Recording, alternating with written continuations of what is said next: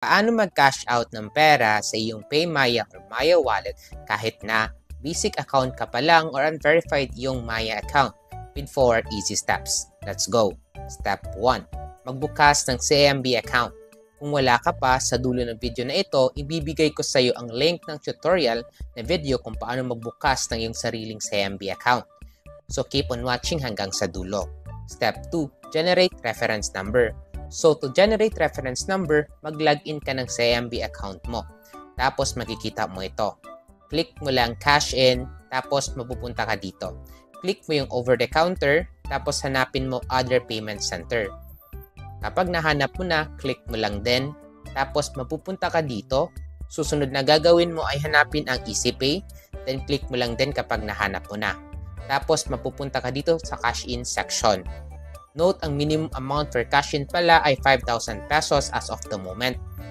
So, if hindi umabot sa minimum balance ang iyong unverified Maya wallet, hindi ito gagana na method for you. Kaya, if you are in this situation, you can message me at my FB page or Instagram para makash out pera mo sa unverified Maya wallet mo kahit less than 5,000 pesos pa pera mo sa unverified Maya. Pero kapag mas malaki naman sa 5,005 balance mo, let us proceed na to the next step.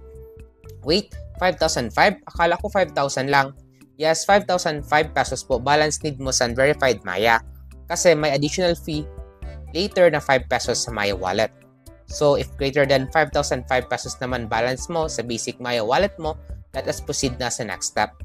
So, dito sa amount, i-type mo lang balance mo sa unverified Maya mo. Let's say 5,005 pesos balance mo. Minus mo siya ng 5 pesos at yan ang ilalagay mo dito sa amount. Once na ilagay mo na, click continue, tapos makikita mo ito.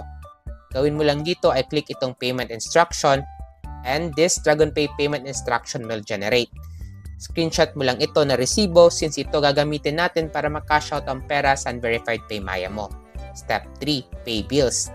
To pay bills, open your Maya wallet, tap bills, at mapupunta ka sa pay bills section.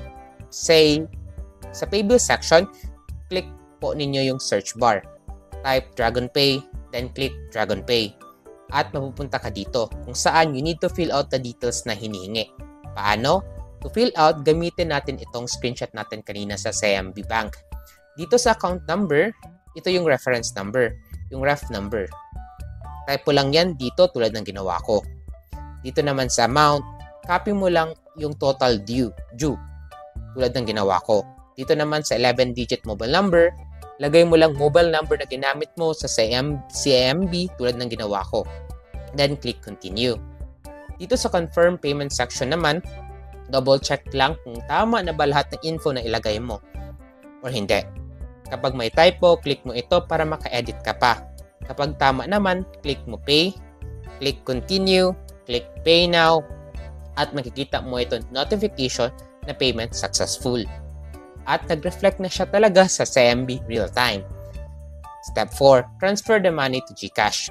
To transfer the money to GCash galing sa CMB, click transfer, click to other banks. Dito sa recipient bank, scroll down ka lang hanggang makita mo ang GCash. Kapag nakita mo na, click mo lang, tapos fill out the information ng GCash mo or account na gusto mo pagsandan like sari-sari store na nagpapakash out ng GCash or pwede din sa kaibigan mo or sa parents mo na verified tulad ng ginawa ko. Then, after ma-fill out, click mo lang continue tapos makikita mo ito.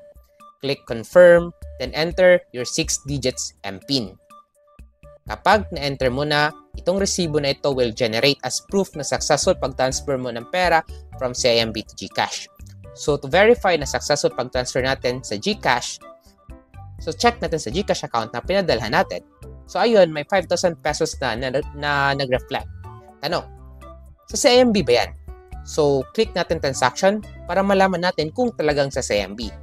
As you can see, real-time ang bank transfer sa CMB patungong GCash. Helpful ba ang video na ito para sa inyo and gusto nyo din matutunan paano mag-open ng CMB account tulad ng sinabi ko kanina? Mag-tutorial din ako. Para dyan, click mo lang ito. Hindi kaya gusto mo din matutunan paano mag-cash out ng unverified GCash? Mag-tutorial din ako. Para dyan, click mo lang ito. So, if you want more videos like this, don't forget to like and subscribe. Yun lang. See you in my next video. Let's go!